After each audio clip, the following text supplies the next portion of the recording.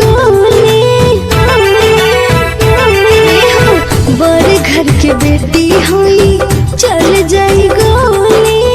झाका जाने से हमरा चोली में, हमरा चोली में हाजीपुर के मरद होई टांग के ले जाई रानी डोली में, डोली में।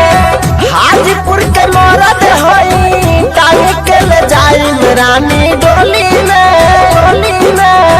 आप सुन रहे हैं आशिक बाबू को।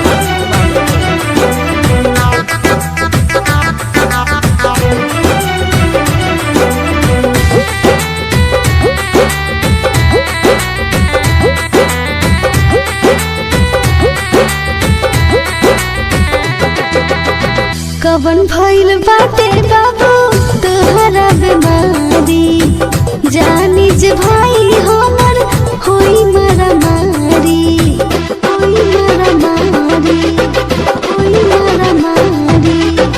भाई के रानी तोहरा हम सलटा दे।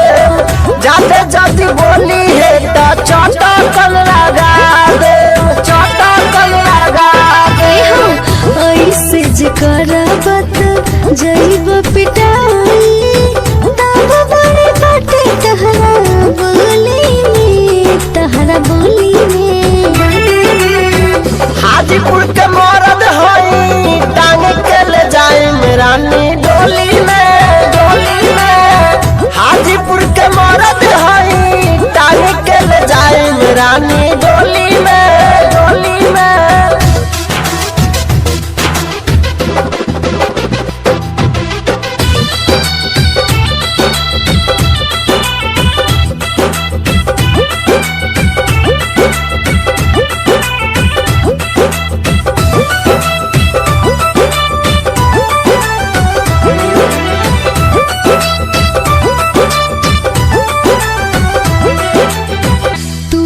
कबारा एगो जिला जवार में।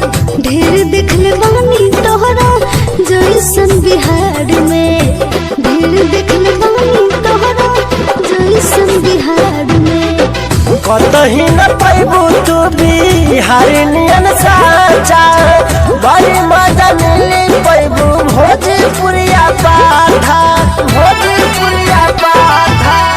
तोहरा जैसा लइका के नाच नचा दे। मिल जाए बजा दे हमरा टोली में, हमरा टोली में।